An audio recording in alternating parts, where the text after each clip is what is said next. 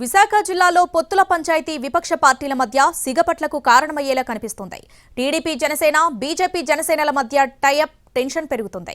సీట్ల సర్దుబాటుపై క్లారిటీ లేకుండానే నేతలు ఎన్నికల ప్రచారాలు షురూ చేయడం గందరగోళం సృష్టిస్తుంది. జనసేనకు బలమైన ఓటు బ్యాంక్ ఉన్న చోట మిత్రపక్షాలు ఓ అడుగు ముందుకు వేసేయడం ఇప్పుడు తీవ్ర చర్చనీయాంశంగా మారింది. ఆంధ్ర నుంచి ఎన్నికల శంఖారావం పూరించిన అధికార వైసీపీ హై వోల్టేజ్ ని సృష్టించింది. ఇప్పటికే అభ్యర్థుల్ని ఖరారు చేయడం, సోషల్ ఇంజనీరింగ్ లో దూసుకుపోతుండగా విపక్ష పార్టీలు పొత్తుల పంచాయతీ దగ్గరే ఆగిపోయాయి. దీంతో జరుగుతున్న రాజకీయ పరిణామాలు ఆసక్తిని, విపక్ష పార్టీల మధ్య సిగపట్లను బహిర్గతం చేస్తోంది. గాజువాక, ఉత్తర నియోజకవర్గాల పరిధిలో పోటాపోటీ వాతావరణం వేడెక్కిస్తోంది. దీనికి కారణం టీడీపీ, జనసేన, బీజేపీలు ఎన్నికల ప్రచారాన్ని షురూ చేసేయడమే. ఎప్పుడూ హాట్ ఫేవరెట్ గా ఉండే గాజువాకలో ప్రజల తీర్పు విలక్షణంగా ఉంటుంది. 2009 నుంచి ఇప్పటి వరకు జరిగిన 3 ఎన్నికల్లోనూ వేర్వేరు పార్టీలు విజయం సాధించాయి. 2019లో జనసేన చీఫ్ పవన్ పోటీతో రాష్ట్ర రాజకీయాలను ఆకర్షించింది. ఆ ఎన్నికలు ఎంత ఉత్కంఠ రేకెత్తించాయో పవన్ ఓటమి గ్లాస్ పార్టీని అంతే నిరాశకు గురిచేసింది.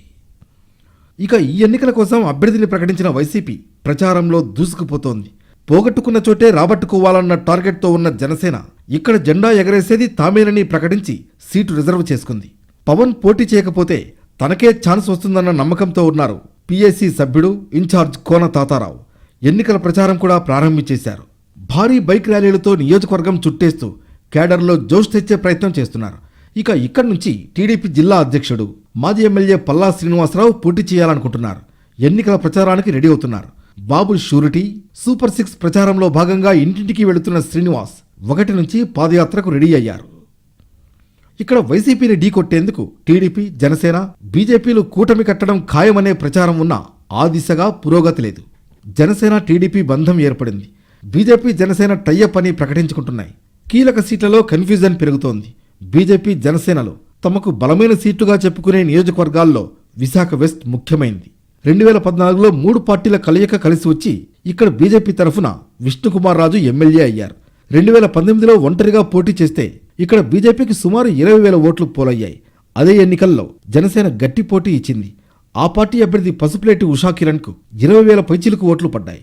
కాపు ఓట్ బ్యాంక్, మెగాస్టార్ ఫ్యామిలీ అభిమాన సంఘాలు వంటివి కలిసి రావడంతో నార్త్లో జనసేన ఓట్ బ్యాంక్ బాగా పెరిగింది.